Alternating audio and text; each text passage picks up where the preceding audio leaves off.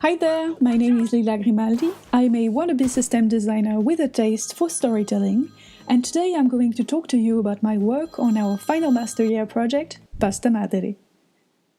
On this project, I am the system as well as narrative designer. But before we dive into my work, let me pitch you Pasta Madre and talk a bit about its systems and dynamics so you get a better understanding of what the game is about. Pasta Madre is a bouncy TPS all'Italian, a solo adventure for PC and consoles relying on three pillars: freedom, audacity, and gangster spaghetti. Dive into our made-up version of Italia in the 60s, where pasta are everything from food to religion and ammunition. Embody Graziella, a fierce and talented recluta of the Del Campo gang, an all-female criminal organization led by Donatella Del Campo.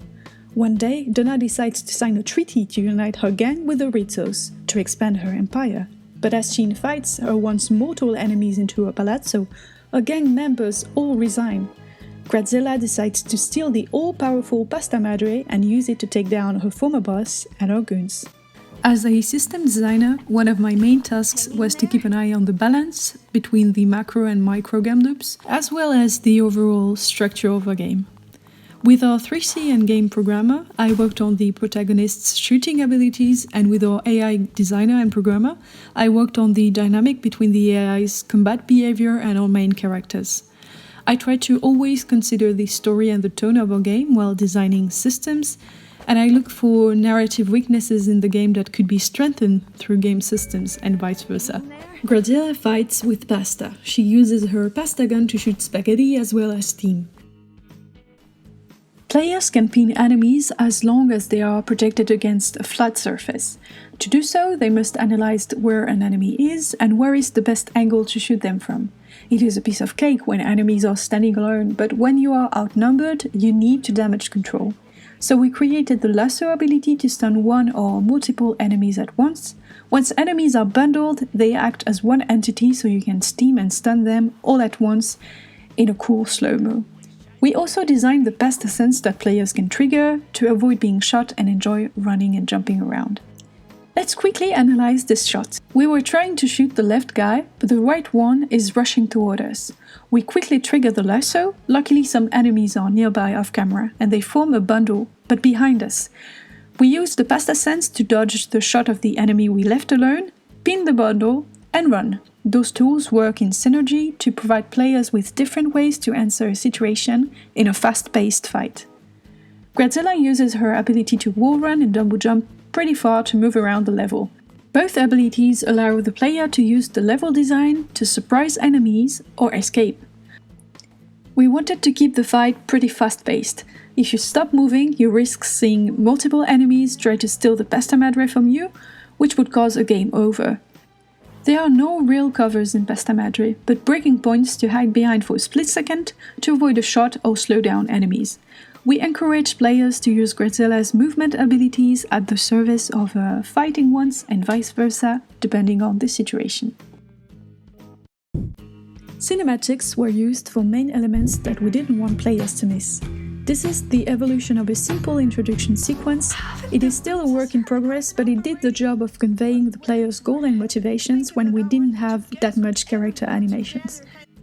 These shots are both aesthetic and informative. They show the player what and where the next goals are, as well as showcasing the grand architecture of our pasta chapel and some frescoes that tell the story of the Holy Pasta and its servants. This last cinematic is only triggered once to let the player know that from now on, at the end of a fight, a mysterious phone call is triggered. Pasta Madre is a game with a strong world building, but the focus remains on its combat sessions. I divided my writing work into two categories: conveying the plot through dialogues and interactions, and creating humoristic and informative feedback. So, the Padre is gonna marry the old Del Campo? Couldn't he have picked one of her hot recruits? Stai zitto, Gianni! At least wait until we're not together to say things that could have us killed! Since you ruined the place already, I might as well add you to the decor. Well, Donatella, at least it's clear that we're not welcome anymore. Hanging there? Marco, watch out! better wish I don't break free! Come on, Strega, let me go now!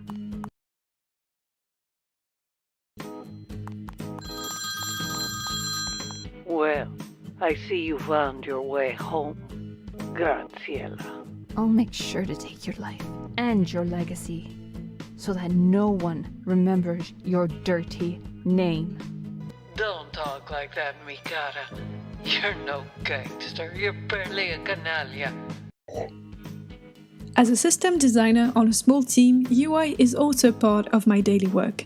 It is not the only way, but indeed a very efficient way to convey signs and feedback to players, as well as make my systems more understandable to the team and playtesters. So very early on in the game, I tried to create placeholder sprites and video mockups that give the team a feel of what the game could look like. Once we're all pleased with the UI system, I do implementation and animation with UE4 sequencer.